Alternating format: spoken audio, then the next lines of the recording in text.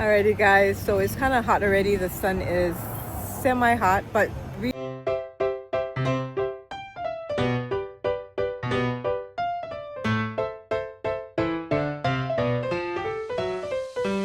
are for one person. If you're a kama'aina is meaning that you have a Hawaii ID. Is $50 per person, and if you're not a kama'aina, it's going to be $75 per person for the grand tour. It's going to be guided as well. And now these big giant trees on my right, they come all the way from India, and they're called neem trees. And one of the certified organic products that we do use up here is called neem oil. It's a sort of it's actually a neem insect repellent. Now, in front of me, you're going to see some plants that are pretty wind tolerant. One of them is this variegated how tree. It's got that beautiful white and different color leaves. And if you look closer, it actually has a beautiful yellow blossom that looks like a hibiscus. And it's actually a wild hibiscus plant that grows right on the coastline. So very wind and salt tolerant. You'll find it right in Waikiki on the beach. This is actually a miniature citrus they call calamansi. It's a miniature orange lime. It's not very wind tolerant, but it's being protected from the wind by the bird of paradise. This is an ornamental tropical flower. Now right next to the bird of paradise, you got those coconuts, and those are a variety of coconut that comes from Samoa. And the Samoan variety is easy to harvest because it grows really slowly. Now, what we're dealing with right now is an invasive pest called the coconut rhinoceros beetle. And it's really affecting those trees, unfortunately. We got to get that under control. The cactus you see over there produces the flower only during the summer, and it gives us a really delicious fruit that's good for you. It's called pitaya, or dragon fruit. Now here on the right, we got some tunnels built to support this vine. Has anybody heard of, I mentioned a couple times, this is the source of our lilikoi, or passion fruit. And passion fruit is the only fruit on the entire farm that we wait till it falls to the ground before we harvest it. So it's got a nice hard shell that protects it from bruising and from fruit flies. Then once we pick it up, we actually have to wash it and then hand cut it with a knife to extract the nectar that surrounds lots of seeds. So the post-harvest handling for the passion fruit is intensive. It takes a lot of time. Now be careful, there are going to be some leaves coming in from these palms, and just watch your heads.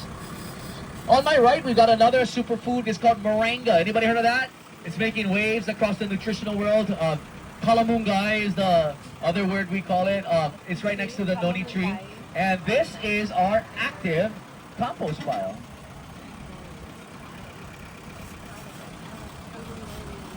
that's what when we were little kids. So we're taking waste from the cafe, the kitchen, as well as the orchard, and we're layering it with wood chips and we're flipping it. And this is pretty much what I like to call a microorganism hotel. Look at all those banana peels. We peel bananas every week. Like I said, all our smoothies are based with apple banana. They are not based with milk. No dairy in them. So a lot of physical work goes into peeling and freezing our produce. Again, on my right, we've got dragon fruit, we've got sugar cane, and 6 different varieties of mango. Now, if you guys ever think about the mango farmer, typically he's got to make his wages for the whole year off of one harvest. And it's typically when everybody else is harvesting mango, right? Summertime is the traditional summer harvest, and it can be very challenging to get a good price for mango when the market is overloaded, yeah? And so having different varieties will give you the potential of having some flower set and fruit set at different times of the year, which will give you the potential of possibly getting a better price during the winter when nobody else has mango. Now looking on the left, we got some mountain apple trees. They also call that rose apple. Very exotic, but it's one of those fruit trees that flushes and fruits all at once, and in 2 or 3 days, everything's ready, and then it all falls to the ground. So it's really hard to market. Next to us on the left again, we got that brown fruit. It's from the south of the border. It's a sapadilla. I like to call it brown sugar fruit. It's great in a smoothie. On the right, you can see some tiny little dragon fruit starting to form here on this one here. And I'm actually going to take us out of this front 5 acres real quick into one of our private plantings, or I should say private fields. That's Kupo Banana Field. And this is about 5 acres big. And the Brazilian dwarf apple banana is a variety of fruit that's smaller and has a tartness kind of like an apple. One thing that makes it my favorite variety is that even after the skin looks freckled and it the fruit looks overripe, when you peel it back, the flesh is still firm and unblemished. So it's a great snack to bring with you in the car because of that reason. Not everybody knows this, but banana plants grow from the bottom of the older plant. They don't start from seeds. So if you guys look at the base of the older plant, you'll see shoots coming out. And from a farmer's perspective, if you want to grow a field of bananas, you got to first obviously clear the land. You got to prepare the soil. You got to get water here. You got to bring in pipes and hoses. Bananas need lots of water. You cannot depend on rainfall to keep these plants productive. You need to have access to irrigation. Now, once you actually have the field prepared and the water installed, you need to acquire plant material, which is done by removing baby banana plants. So it's not as easy as just dropping a seed. You need a pick, you need a shovel. We use what we call OO bars. They're big steel pins that you have a little sharp wedge on the end. And we'll select young banana plants that are about 3 feet tall. And then we gotta dig them all out by hand. And we need to get about 1,000 of them. So you can imagine how much time add up if you want to. Now as I get going through here, it's gonna get a little hectic. We're going into the jungle, gang. This is what we call an immersive tour. So notice on the ground, you'll see these young banana plants, and like I said, one about 3 feet tall is what we want to get. If you look right here on my left, that one is perfect. These two would work just fine. But it still takes some physical strength and technique to know how to remove the plant material. Now once we've acquired about 1,000 to 1,500 of these, it's our job to plant them. One every 25 feet. So after 5 years, look how many we get from just one. So propagation happens pretty quickly, and it's our job as farmers to manage this growth so that it doesn't grow into the roads, and we have appropriate amount of plants growing in this field. Because if there's too many growing, it gets really dark and shady, and the fruit just doesn't look very good. Now, under ideal growing conditions, it takes about a year before we see a banana flower appear. Now, I actually have one to show you today, so I'm going to stop the wagon right by a flower, and we'll talk a little bit more about what we do before we harvest. So, basically, clear the land, run the water, dig the plant material, transplant, and wait a year. During that year, we need to manage the weeds, we need to manage the water, and we need to be diligent about managing the fields. And in about a year, we'll see a giant purple flower appear. And I'm going to stop and show you what it looks like. Now, once that flower appears, petal after petal will roll back, and hand after hand of fruit will form. Eventually, you're going to get to the bottom of the bunch, and the last hand of fruit will set. And from that time, it still takes 6 months before you can actually do the harvesting. Does anybody know how to harvest bananas? Anybody done it before? Well, a lot of people don't know this, but just one bunch of fruit is ever produced from one banana stalk. That's it. So once the fruit is removed, it's never going to flower again. We're never going to get more fruit. So we actually cut down the entire plant after the fruit is removed, and we place it back into the field where it turns into infield compost. It suppresses weeds and keeps moisture in the ground. However, the next generation in time will grow, will flower, and be harvested as well. So again, it's a lot to do with how we manage the field, and if we do our diligence, we can harvest a field like this for up to about 10 years. So I want to invite everybody down. We got some great picture opportunities. It's been flowering now for a couple of weeks, and as you can see, new hands of fruit are forming. Now eventually, the last hand will form, and it won't have enough energy to support any more fruit. And that's when we will actually remove the flower if we have the time. So back there, you'll see a bunch that we took. Right here, we have a bunch that we cut the flower off. Oh, I see. This is what happens to the flower if you don't cut it off. Oh, yeah, yeah. Oh, I'm good, yeah. Thank you. See all the little blossoms are under here, but they're not creating any fruit, right? And so it's still 6 months after that last hand is formed until the sugar develops, and then we can remove the entire plant. Wow, interesting. Now, I had a guest on the tour that said, I have a banana plant in my greenhouse in Alaska, and it's been 4 years, and we still haven't gotten any fruit. But I said, isn't that why you have it? Because you want a nice ornamental plant? Because if it did flower and fruit, you wouldn't be able to have that beautiful indoor plant.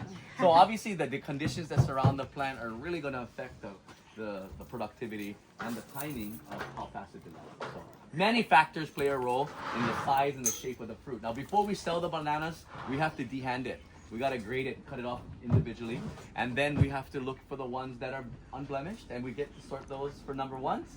And anything really small or marked on the skins, we'll make them into smoothies. Do you fertilize these plants? Yeah, so in here, if you look on the ground, we use drip tape irrigation, and we do use granular fertilizer with micronutrients, and it's a great, it's not on right now, so don't worry about stepping on it. But yes, we have to be very strategic on what type of resources we use and when we use them and how much we use in order to capitalize on this as a business. All right, Nainoa is coming around with some apple bananas and also some of our Kahuku Farms hot fudge sauce. So if anybody wants to turn that healthy breakfast into a dessert, I will. I have to give you a heads up. Our hot fudge is amazing. We don't use any corn syrup. We just use agave and a lot of butter. Oh, wow. Okay. And we have a big group today, guys, and we do have space to take pictures. If anybody wants to take some pictures in here, we can go in the jungle or we can go in the road. But I just asked while we're taking pictures, let's try to stay out of each other's pictures, and we can have some time talking story. If anybody has questions, I'll do my best to answer them. But come on down and. Okay. Do you guys want to go take a picture? She's taking pictures. Oh my gosh. You're running your camera. Okay. Can I try? Wait. Do lipstick all over the face. Thank you. Okay. Oh, it's so cute. It has lipstick.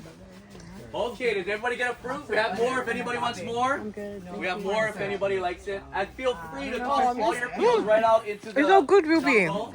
The chocolate. $500 fine today. Can I have some more chocolate? This is the only time you can do that. It's so good. We'll do that again. But yeah, we have more Yeah, the bananas. chocolate If is you really want- good. If anybody wants pictures, hold up your phone, Okay. holler at me, I'll get you guys a picture. Okay, the chocolate. The chocolate. Okay, it's so good. The chocolate. It doesn't have any. It just has agave with the chocolate, the cocoa. Good.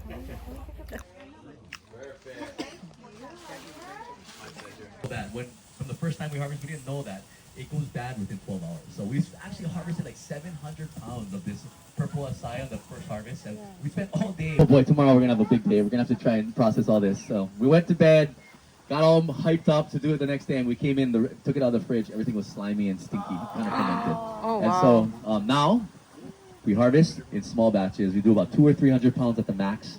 We take it into the kitchen, we process it, and we get it frozen all within 12 hours. And that usually is what allows us to serve it all year long. But with all the increased demand, obviously we need to plant more. And I'll be showing you guys a new planting that's just starting to come in too as well. I just throw the whole thing into the blender and not have to process it until I realize that probably wouldn't be the best idea.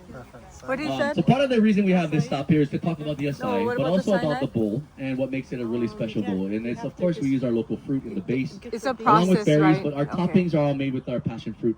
So we do a granola, we do apple banana, and we do lilikoi butter, and then a sprinkle of our mac nut crumble. And we do a do-it-yourself kit with all our toppings you can buy from our products, but from our gift shop. But Yeah, no basically, mama. the reason we have these products is, as a farmer, for the acai, it was 8 years. For the lilikoi, for the papaya, the bananas, these are all about 1.5 years that you're investing in time and resources before you get a slow return on your harvest.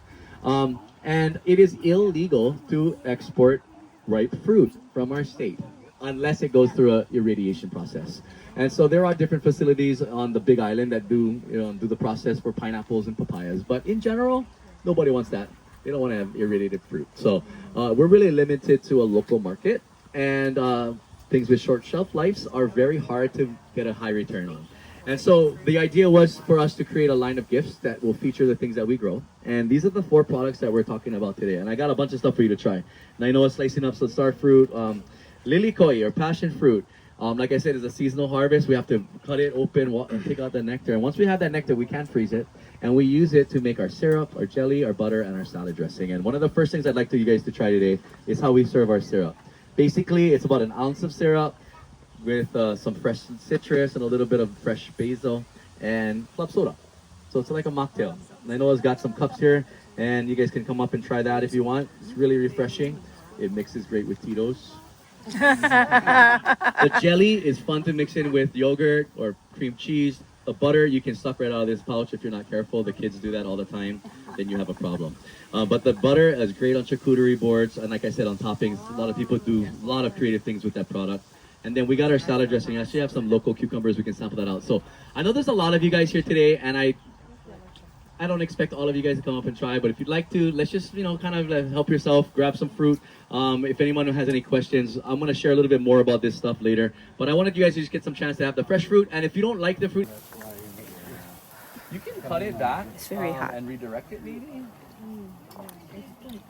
This is so It does good. that. It flushes and it goes nuts, it flowers, and then it dies back.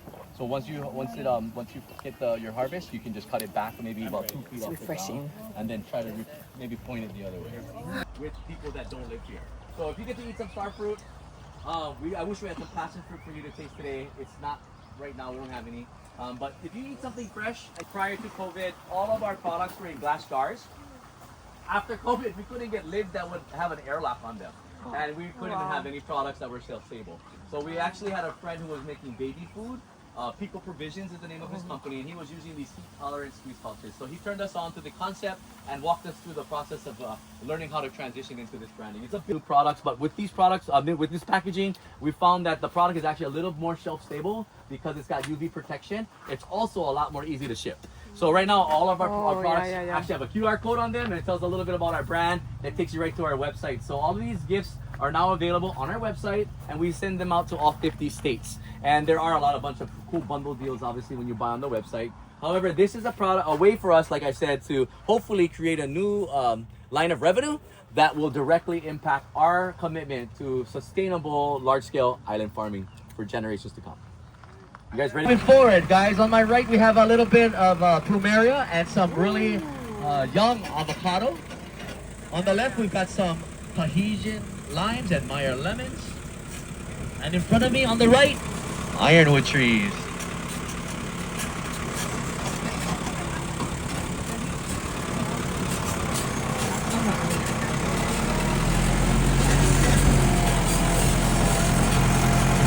Now, as we go back here, again, we're focusing on managing those relationships with the wholesale buyers.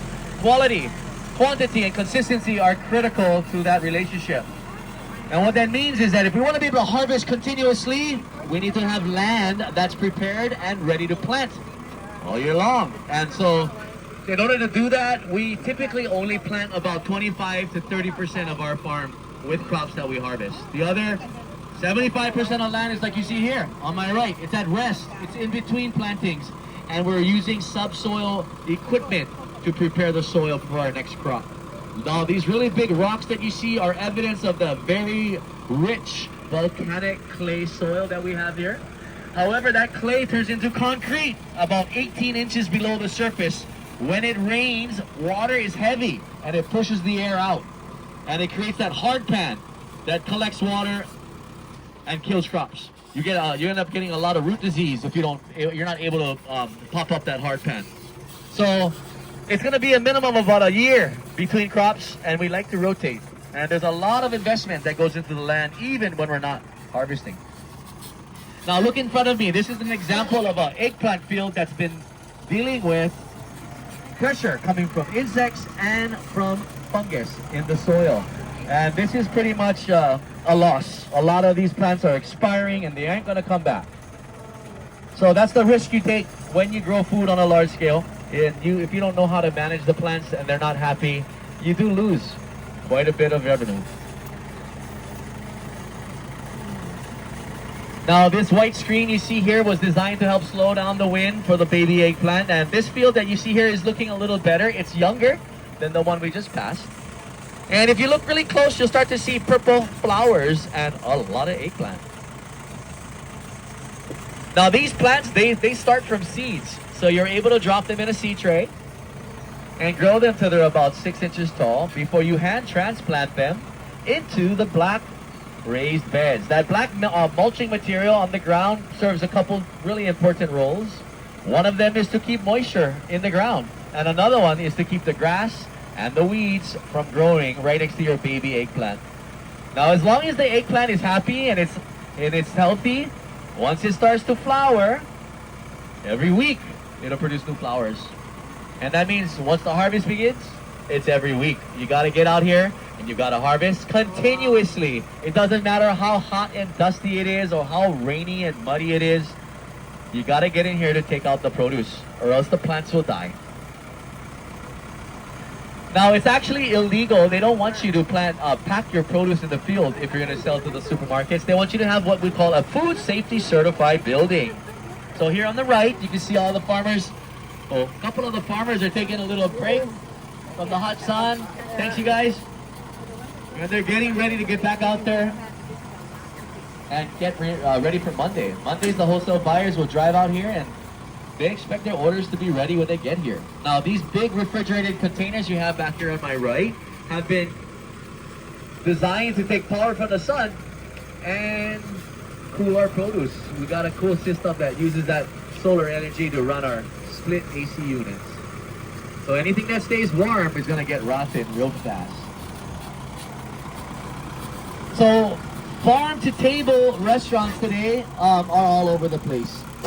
I'm so proud of the fact that USA Magazine had a competition where they sent out their people to look for the farm-to-table restaurants, and we were actually not just nominated for top 15 in the nation, but after a 2-week period of voting, all of our people voted for us, and we were voted number 1 in the nation. So we're super stoked to get that recognition. And when I think about a farm-to-table restaurant, I usually think you should have a kitchen on a farm. And that's what we got right back here. Downstairs in the left is our certified kitchen where all the magic happens when it comes to our cafe menu items and all of those little squeeze pouches you saw up there. We're making those in small batches every week, hand filling, hand capping, so they're always fresh. One thing that we're hoping to do is create a brand that people will recognize is not only an authentically local brand, but authentic local products that are exclusive and high quality. Now the next thing we're going to show you guys is a very young planting of papaya. Now papaya plants have a hollow stem and they become male, female, and the hermaphrodite sex.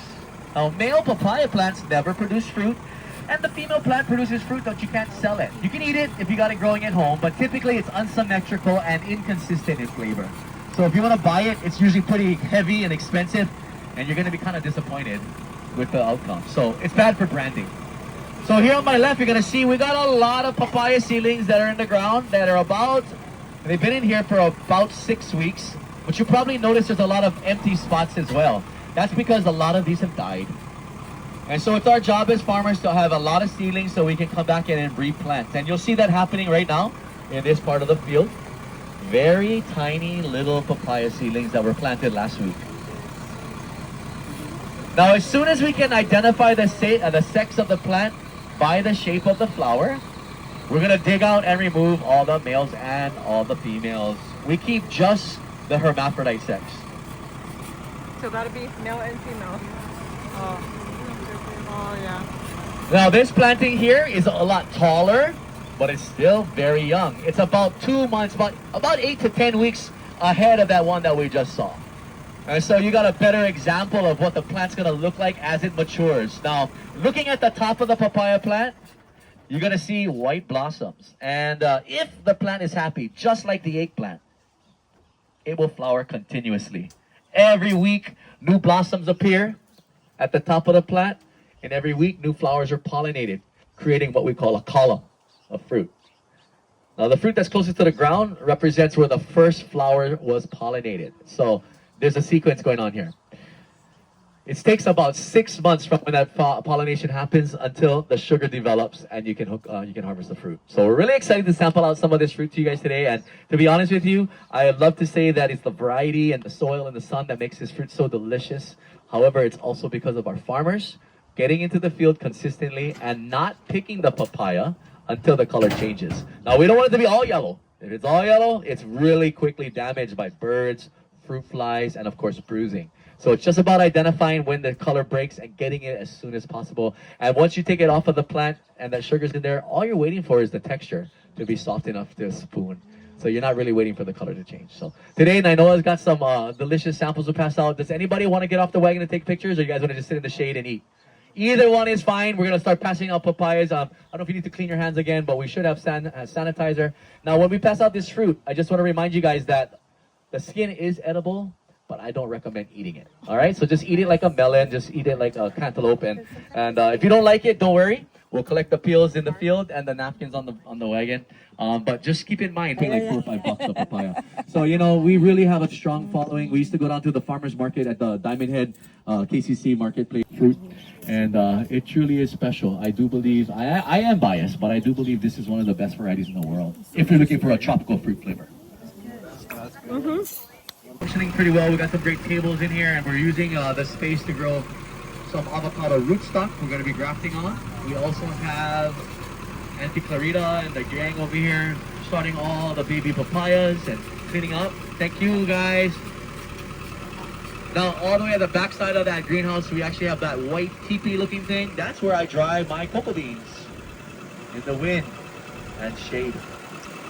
Looking on my right, this is a beautiful field of spontaneous cover crop, also known as weeds that are out of control. I joke around, but this actually is really good organic material. So if we use that red steel disc over there and run it in here, it's gonna cut up all this grass and bury it. Great organic material for the field. I mentioned ripping shanks. So if you look out to the back left, you'll see those claws that we can use to break up the hard pan. And again, people growing food for other people need to understand lots of different things. You got to understand soil science. You should have an understanding of plant varieties. You should understand pests and pest management systems. You got to understand the marketplace and the relationships to manage. You need a team of laborers that you can manage and direct. And if you got mechanical inclination, it'll go a long way. Because if you don't, this equipment's real easy to break and it's real hard to fix. So you're going to be out of business real quick. So all of these things that I mentioned are so important to have a general understanding of. And ultimately, you need a lot of heads working together just as well as hands in this type of business. I always mention how this area back here is really special. This is where Grandpa Matsuda had his old workshop. And those fruit trees over there, you'll see them later, but we got pomelo and mango, mountain apple. We got the original Samoan coconut tree right up here. Look at that. That one's over 50 years old. Wow. And see how short it is? That's a variety that's very, very valuable. And gratefully right now, the coconut rhinoceros beetle hasn't found it. Oh, these are tall. I'm going to hook a corner here on the right, so it might get a little bumpy. Please hold on. The papaya fall down. And on my left is an example of a papaya field that we've been harvesting every week now for 3 years. So it's much taller, and because the field has really good drainage and the roots are healthy, we've been able to select and keep 2 side branches that we can harvest as well. Now very shortly, you'll see a lot of these stems are hollow. The wind is knocking the tops off, so in about another couple months, we're going to have to remove all the irrigation and bring in that heavy equipment to knock it down and cut it up and bury it back in the field.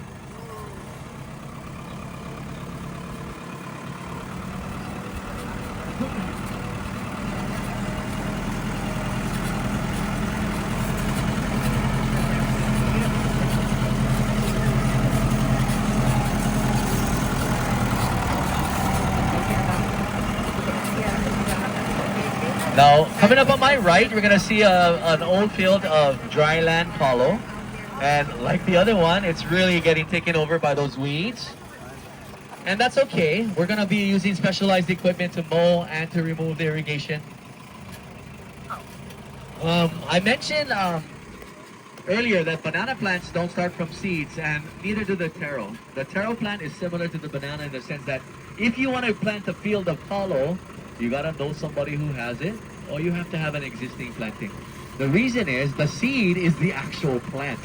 You've got to dig out the whole plant, you cut off and leave about a half an inch of the stem, and you leave about 4 to 6 inches of, a half an inch of the root and about 4 to 6 inches of the stem.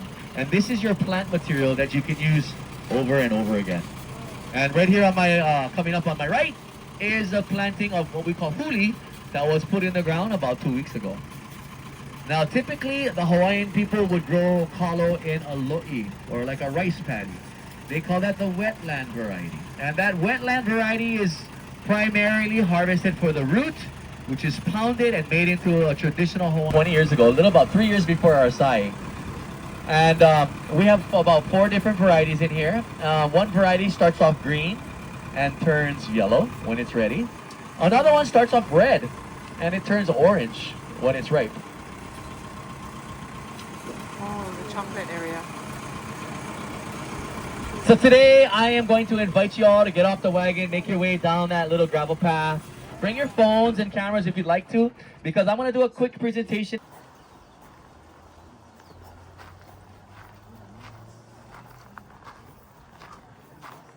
Oh, yeah. Cool. And when you get your first harvest, you get this. Anybody want to buy it? Not of the most popular marketable fresh fruit. And in order for it to turn into something that people recognize, it requires a tremendous amount of post-harvest handling. And a little bit of background. Chocolate, industry chocolate standards are very different from artisan chocolate standards. And just so you know, today most of the cacao that is grown for the big industries is grown in West Africa. And out in that area, they harvest the fruit the same way we do here, but they handle it very differently. What they do after removing it, you see this has just got a little bit of yellow in it. We call it a color break. And it rattles, it's ready. That means the sugars have developed. So the first thing you gotta do is crack it, like a monkey. And on the inside, we've got a bunch of white seeds, or I should say filament that's surrounding purple seeds. The inside of these seeds are purple. And I'm gonna let you guys taste it today. The way we taste this, I'm grabbing a bunch of it because I like it. It's like a Jolly Rancher. You're not gonna bite into it. You can bite into it if you would like to.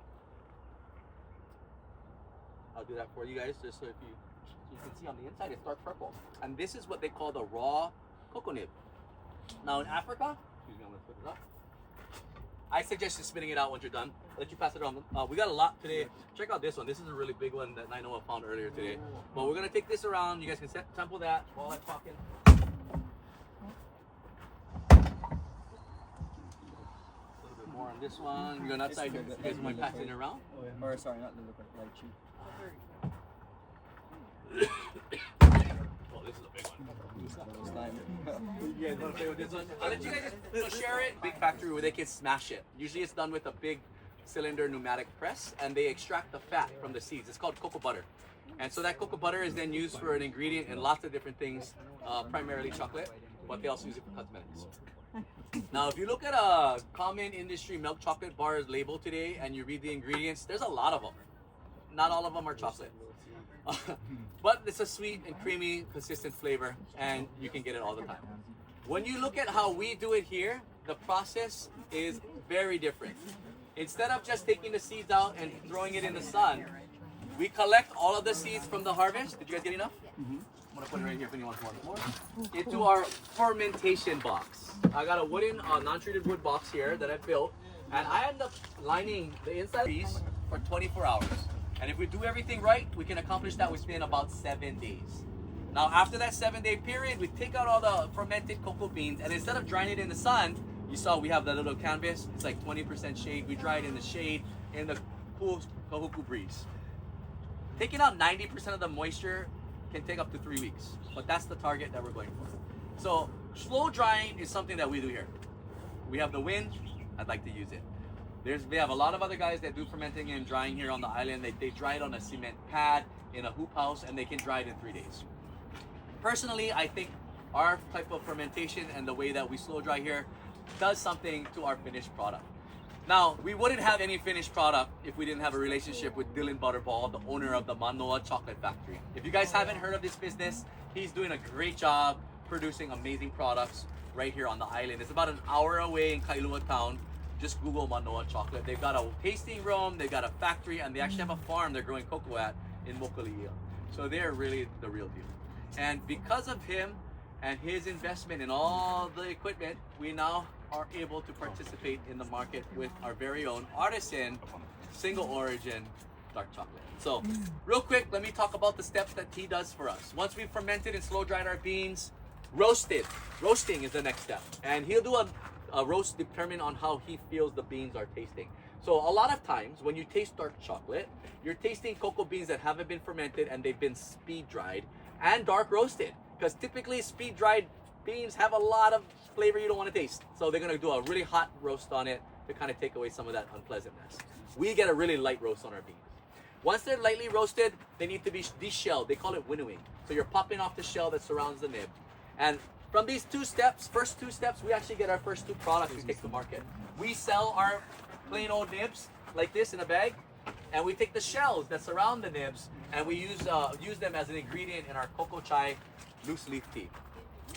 Now once that is done, the nibs are hard. They have to be passed through stone wheels to turn into more of a powder. They call it refining, and then that refined nib goes into what they call the grinding mill, which is 100,000 stainless steel ball bearings that will start turning and moving, and the friction of all those ball bearings acts as a grinder and it makes it smooth. And you can see in this stage is when all the fats are released from the cocoa nib. So just like peanut butter, chocolate's kind of like cocoa butter in a sense.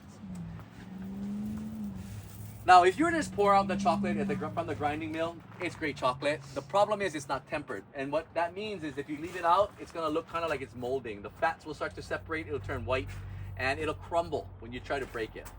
If you want an artisan high quality chocolate bar, you need tempering to happen, and then molding.